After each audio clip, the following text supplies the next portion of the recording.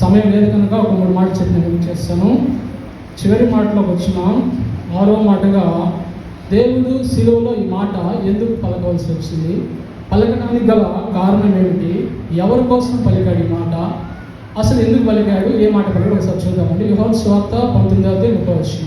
యేసు ఆ చిరకను పుచ్చుకొని సమాప్తమైనది చెప్పి తల వంచి ఆత్మను అప్పగించెను. ఒకసారి బిగ్గరగా హల్లెలూయా చెప్తామా.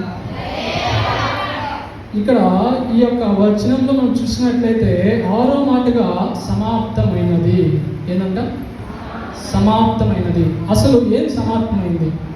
ఈ భూమి మీదకి దేవుడు ఎందుకు వచ్చాడు, అసలు రావడానికి గల రీజన్ ఏంటి, కారణం ఏంటి, ఎవరి కోసం వచ్చాడు, ఎందుకోసం వచ్చాడు, ఈ యొక్క మాట ఏం తెలియజేస్తున్నారు కానీ నేను ఒక 3 మర్మాలు చెప్పి నేను ముగిస్తాను. ఇక్కడ తెలుగులో చూసినట్లయితే సమాప్తమైనది అని ఉంది. సమాప్తమైనది అంటే ఏంటి? ముగించబడింది. సమాప్తమైందంటే ముగించబడింది. కానీ ఇంగ్లీష్లో చూసినట్లయితే ఇట్ ఈస్ ఫినిష్డ్ అని ఉంటుంది. అంటే దానికి అర్థం ఏంటి తెలుసా? ముగించబడినది. ఇక్కడ చాలామంది ఒకసారి వినాల్సిన కోరుతున్నాను, నేను ముగించాను లేదు. ఇక్కడ అర్థమైందా? ఒక మనిషి చనిపోయేటప్పుడు ఏం చెప్తాడు? ఒక మనిషి చనిపోతున్నప్పుడు ఏం చెప్తాడు? అర్థమైంది, డాక్టర్ చెప్పారు, ఆయన కొన్ని గంటల్లో చనిపోతాడని చెప్పాడు. ఏం చెప్తాడు? చనిపోయే వ్యక్తి ఇంట్లో వాళ్ళని పిలిపించుకుంటాడు, అందరితో మాట్లాడతాడు, పిల్లలందరినీ పక్కన పెట్టుకొని, అరే పెద్దోడా, ఈ చిన్నోడు బాధ్యత నీదే అంటే ఎందుకని చెప్తాడు అన్నమాట.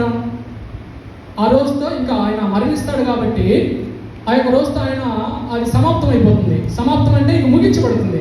కానీ ఇక్కడ దేవుడు లేఖనం ఏం చెప్తుందంటే ఆయన ముగించబడలేదు, ఆయన పని ముగించబడింది. అర్థమైందా? ఆయన ముగించబడలేదు.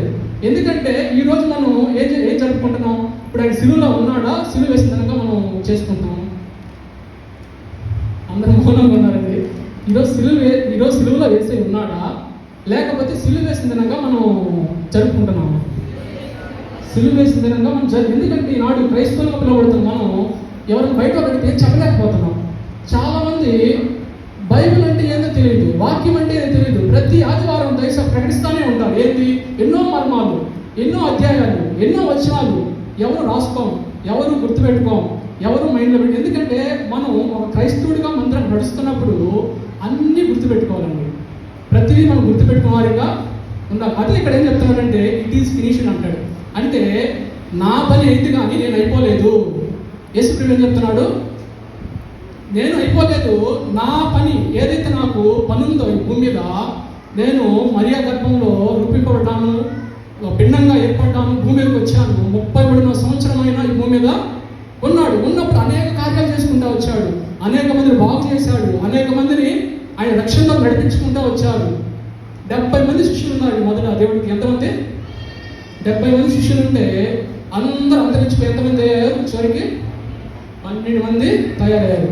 కానీ దేవుడు చెప్పింది ఏంటంటే ఇక్కడ ఇట్ ఈస్ ఫినిష్డ్ అంటే నేను నాకు ఇచ్చిన పని ముగించబడింది. గ్రీకు భాషలో చూసినట్లయితే టెట్లాస్టై అని ఉంటుంది. అంటే దానికి అర్థం ఏంటంటే టెట్లాస్టై అంటే పూర్తిగా గల చెల్లించబడినది. హల్లెలూయా. టెట్లాస్టై అంటే గ్రీక్ భాషలో చాలా క్లుప్తంగా చాలా చక్కగా రాసి ఉంటుంది. ఏంటంటే టెట్లాస్టై అంటే పూర్తిగా వెల చెల్లించబడింది. ఏం చెల్లించబడింది? వెల అంటే ఏంటి? ఆయన రక్తమే కదా. ఆయన రక్తంతో మనల్ని కొన్నాడు కదా.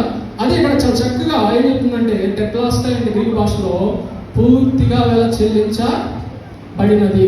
మామూలుగా ఈనాడు శుక్రవారం, చాలా మంది అనుకునేది ఏంటంటే శుక్రవారం కదా ఆయన్ని ఈ దినం ఉదయం ఆయన తీసుకొచ్చారు, కొట్టారు, సిలువ వేశారు అనుకుంటున్నారు కదా. కాదు. మామూలుగా జరిగిన వాస్తవం ఏంటంటే గురువారం అంటే నిన్న గురువారం కదా. గురువారం రాత్రి ఆయన ఎక్కడున్నారు? గెత్సెమనే తోట అంటే ఒలీవల తోట.